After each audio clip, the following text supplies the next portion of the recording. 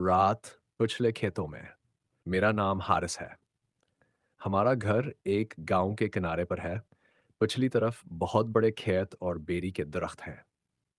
दिन में तो सब कुछ ठीक लगता है, लेकिन रात होते ही इन खेतों में अजीब सी खामोशी फैल जाती है। ऐसी खामोशी जिसमें लगता है जैसे कोई आपको दूर से घूर रहा हो।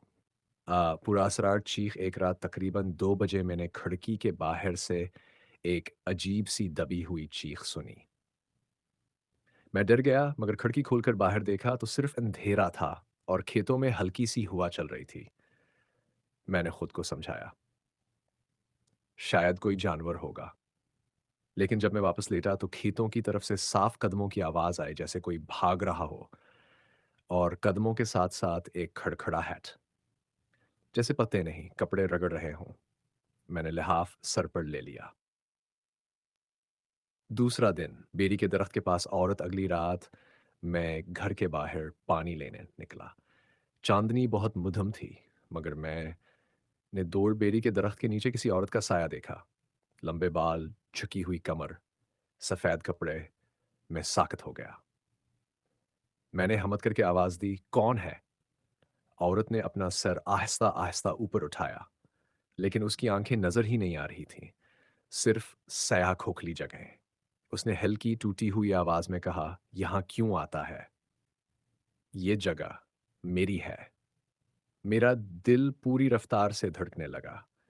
मैं दौड़कर घर अंदर चला गया और दरवाजा बंद करके सांस लेने लगा।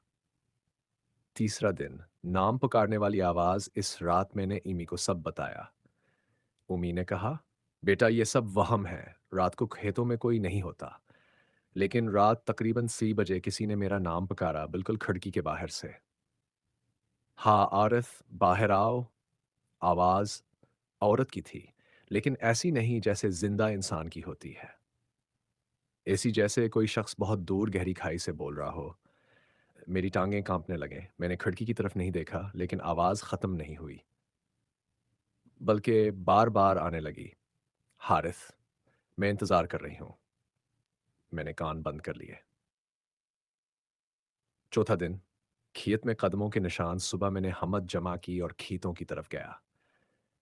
बेरी के दरख्त के नीचे अजीब गोल गोल निशानात थे, ऐसे जैसे कोई लंबे बालों वाली औरत बार बार एक दायरे में घूमती रही हो।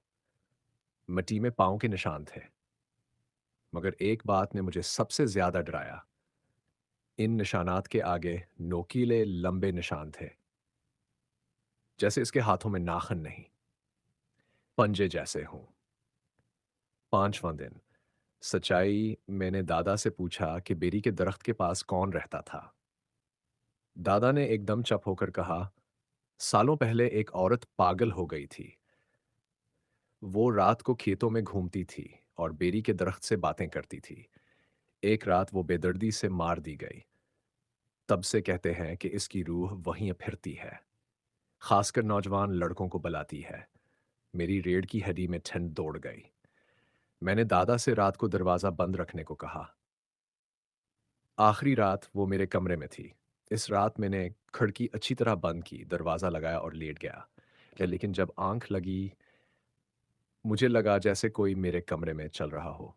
हल्की, मुधम, खिरचने जैसी आवाजें। मैंने आंख खोली।